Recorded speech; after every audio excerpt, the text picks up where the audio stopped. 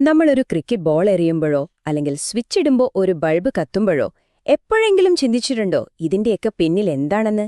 എങ്ങനെയാണ് ഇതൊക്കെ സംഭവിക്കുന്നത്?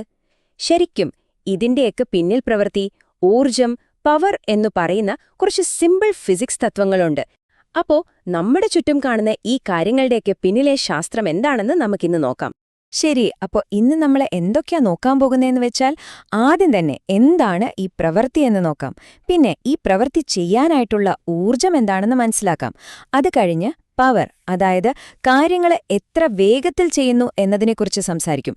അവസാനം ഇതെല്ലാം എങ്ങനെയാണ് അളക്കുന്നതെന്നും നമ്മൾ കാണും. അപ്പോൾ നമുക്ക് തുടങ്ങിയാലോ?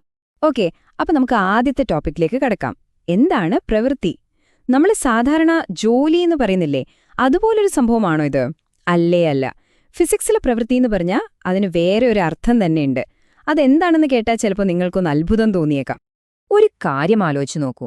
നിങ്ങളൊരു ചുമരിന്റെ മുന്നിൽ നിന്ന് അതിനെ സർവ്വശക്തിയുമെടുത്ത് തള്ളുകയാണെന്ന് വിചാരിക്കുക. നിങ്ങളാകെ വിയർക്കുന്നു, കൈയൊക്കെ വേദനിക്കുന്നു, ക്ഷീണിക്കുന്നു. അപ്പോൾ നിങ്ങളൊരു പ്രവൃത്തി ചെയ്യുന്നുണ്ടോ? എന്താ നിങ്ങൾക്ക് തോന്നുന്നത്? വിശ്വസിക്കാൻ കുറച്ച് പ്രയാസമായിരിക്കും അല്ലേ?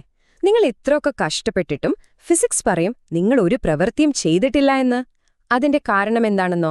വളരെ സിമ്പിളാണ്. ആ ചുമര് ഒരിഞ്ച് പോലും അനങ്ങിയിട്ടില്ല. അപ്പൊ പിന്നെ ഫിസിക്സിന്റെ ഭാഷയിൽ എന്താണ് ഈ പ്രവൃത്തി എന്ന് പറയുന്നത്? അപ്പോ ഫിസിക്സില് ഒരു പ്രവൃത്തി നടന്നു എന്ന് പറയണമെങ്കിൽ രണ്ട് കാര്യങ്ങൾ ഒരുമിച്ച് സംഭവിക്കണം, നിർബന്ധമാണ്. ഒന്നാമത്തെ കാര്യം, അവിടെ ഒരു ബലം, അതായത് ഒരു ഫോഴ്സ് പ്രയോഗിക്കണം. രണ്ടാമത്തേത്, ആ ബലം കാരണം ആ വസ്തുവിന് ഒരു സ്ഥാനമാറ്റം അല്ലെങ്കിൽ ഡിസ്പ്ലേസ്മെന്റ് ഉണ്ടായിരിക്കണം. ഈ രണ്ടും ഉണ്ടെങ്കിൽ മാത്രമേ നമ്മൾ അതിനെ പ്രവൃത്തി എന്ന് വിളിക്കൂ. ഇത് നമുക്ക് വളരെ എളുപ്പമുള്ളൊരു ഫോർമുല വെച്ച് പറയാം. W=F×S. ഇവിടെ W എന്ന് പറഞ്ഞാൽ വർക്ക്, അതായത് പ്രവൃത്തി. F എന്നാൽ ഫോഴ്സ്, നമ്മൾ കൊടുക്കുന്ന ബലം. പിന്നെ S എന്ന് പറഞ്ഞാൽ സ്ഥാനാന്തരം അഥവാ ഡിസ്പ്ലേസ്മെന്റ്. ഒരു ഉദാഹരണം നോക്കിയാലോ? നിങ്ങൾ ഒരു മേശയെ 10 ന്യൂട്ടൺ ബലം കൊടുത്ത് 5 മീറ്റർ ദൂരത്തേക്ക് തള്ളി നീക്കി എന്ന് വെക്കുക. അപ്പോ നിങ്ങൾ ചെയ്ത പ്രവൃത്തി എത്രയായിരിക്കും? സിമ്പിളാണ്, 10×5, അതായത് 50. ഇതിന്റെ യൂണിറ്റ് ജൂൾ എന്നാണ്. അപ്പോ നിങ്ങൾ ചെയ്ത പ്രവൃത്തി 50 ജൂളാണ്. ഈ യൂണിറ്റ് ഓർത്തുവെക്കണേ. കൊള്ളാം. അപ്പം പ്രവൃത്തി ചെയ്യാൻ ബലവും സ്ഥാനമാറ്റവും വേണമെന്ന് നമുക്ക് മനസ്സിലായി. പക്ഷേ ഈ ബലം പ്രയോഗിക്കാൻ നമുക്ക് എവിടുന്നാ കഴിവ് കിട്ടുന്നത്? അതിനൊരു ഇന്ധനം വേണ്ടേ? അതാണ് നമ്മുടെ അടുത്ത വിഷയം, ഊർജം. ഏറ്റവും സിമ്പിളായി പറഞ്ഞാൽ പ്രവൃത്തി ചെയ്യാനുള്ള ആ കഴിവിനെയാണ് നമ്മൾ ഊർജം അഥവാ എനർജി എന്ന് പറയുന്നത്. എനർജി ഇല്ലെങ്കിൽ ഒരു പണിയും നടക്കില്ല, അത്രയേ ഉള്ളൂ. ഊർജത്തിന് ശരിക്കും ഒരുപാട് രൂപങ്ങളുണ്ട് കേട്ടോ. പക്ഷെ നമ്മൾക്കിപ്പോൾ പ്രധാനപ്പെട്ട രണ്ടെണ്ണത്തിനെ പരിചയപ്പെടാം. ഒന്നാമത്തേത് ഗതികോർജം, അതായത് കൈനറ്റിക് എനർജി. ഇത് ചലിക്കുന്ന വസ്തുക്കൾക്കുള്ള ഊർജമാണ്. രണ്ടാമത്തേത് സ്ഥിതികോർജം, അതായത് പൊട്ടൻഷ്യൽ എനർജി. ഇതൊരു വസ്തുവിന് അതിന്റെ സ്ഥാനം കാരണം കിട്ടുന്ന ഊർജമാണ്. അപ്പോൾ ഗതികോർജം, പേര് പോലെ തന്നെ ചലിക്കുന്ന എന്തിനും ഈ ഊർജമുണ്ട്. വേഗത്തിലോടുന്നൊരു കാറിന്, ആകാശത്തോടെ പറക്കുന്നൊരു പക്ഷിക്ക്, നമ്മൾ എറിയുന്ന ഒരു പന്തിന്, ഇതിനെല്ലാം ഗതികോർജമുണ്ട്. ഇത് കണ്ടുപിടിക്കാനും ഒരു ഫോർമുലയുണ്ട്, Ke=12mv². ഇവിടെ m എന്ന് പറഞ്ഞാൽ ആ വസ്തുവിന്റെ പിണ്ഡം, അതായത് മാസ്. v എന്ന് പറഞ്ഞാൽ അതിന്റെ പ്രവേഗം, വെലോസിറ്റി. നമുക്കൊരു ചെറിയ കണക്ക് ചെയ്ത് നോക്കിയാലോ? 2 കിലോ ഭാരമുള്ള ഒരു വസ്തു 4 മീറ്റർ പെർ സെക്കൻഡ് വേഗതയിൽ പോവുകയാണെന്ന് കരുതുക. അപ്പോൾ അതിന്റെ ഗതികോർജം ½ ഗുണിക്കണം മാസായ 2 ഗുണിക്കണം വെലോസിറ്റി സ്ക്വയർ, അതായത് 4×4, അപ്പോൾ 16. അപ്പോൾ ഉത്തരം 16 ജൂളെന്ന് കിട്ടും. ഇനി നമുക്ക് സ്ഥിതികോർജം എന്താണെന്ന് നോക്കാം.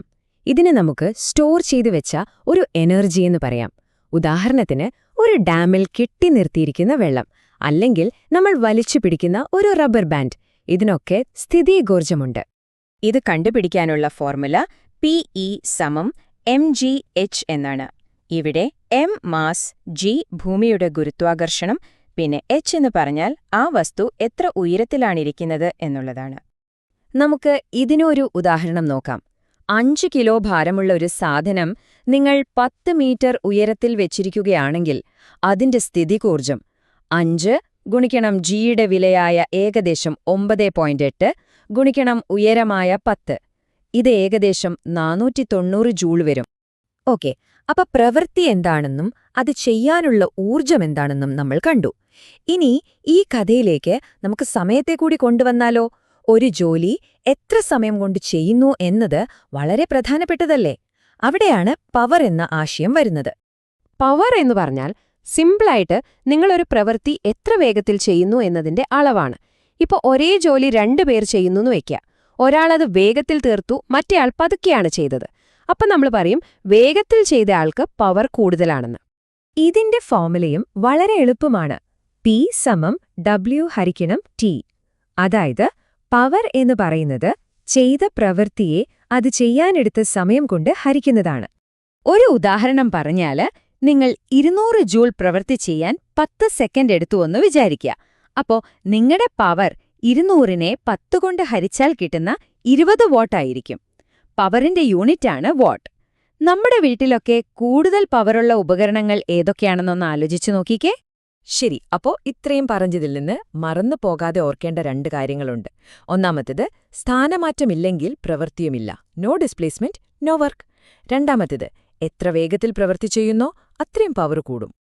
ഓക്കെ, ഇനി നമുക്ക് അവസാനത്തെ ഭാഗത്തേക്ക് വരാം. ഈ പറഞ്ഞ പ്രവൃത്തി, ഊർജം, പവർ ഇതൊക്കെ അളക്കാൻ ഉപയോഗിക്കുന്ന യൂണിറ്റുകൾ ഏതൊക്കെയാണെന്ന് ഒന്നുകൂടി ഉറപ്പിക്കാം. നമുക്കിതൊന്ന് പെട്ടെന്ന് നോക്കാം. പ്രവൃത്തിയുടെയും ഊർജത്തിന്റെയും യൂണിറ്റ് ജൂളാണ്. പവറിന്റെ യൂണിറ്റ് വാട്ട്. ഇനി നമ്മുടെയൊക്കെ വീട്ടിലെ കറന്റ് ബില്ലിൽ ഇത്ര യൂണിറ്റ് എന്നൊക്കെ കാണാറില്ലേ? അതെന്താണെന്നറിയാമോ? അതാണ് കിലോ വാട്ട് അവർ. അതായത് 1000 വാട്ട് പവറുള്ള ഒരു അയൺ ബോക്സ് നമ്മൾ 1 മണിക്കൂർ തുടർച്ചയായി പ്രവർത്തിപ്പിച്ചാൽ 1 യൂണിറ്റ് കറന്റ് ചിലവാകും. ഇനി വീട്ടിൽ കറന്റ് ബില്ല് വരുമ്പോൾ ഈ കാര്യം ഓർക്കുമല്ലോ അല്ലേ? പോകുന്നതിനു മുൻപ് നിങ്ങൾക്കായി ഒരു ചോദ്യം. ഒരു വെയ്റ്റ് ലിഫ്റ്റ് 100 കിലോ ഭാരമുള്ള ബാർബെൽ തലയ്ക്ക് മുകളിൽ 10 സെക്കൻഡ് നേരം അനക്കാതെ പിടിച്ചു നിൽക്കുന്നു. അദ്ദേഹത്തിന് ഒരുപാട് കഷ്ടപ്പാടുണ്ടാവും, ശരിയല്ലേ? പക്ഷേ ഫിസിക്സ് അനുസരിച്ച് ആ ബാർബെല്ലിനു മുകളിൽ അദ്ദേഹം ചെയ്ത പ്രവൃത്തി എത്രയായിരിക്കും? ഒന്നാലോചിച്ചു നോക്കിക്കേ. നമ്മൾ ആദ്യം പഠിച്ച പ്രവൃത്തിയുടെ നിർവചനത്തിലെ ആ പ്രധാനപ്പെട്ട വാക്കോർത്താൽ മതി, ഉത്തരം കിട്ടും.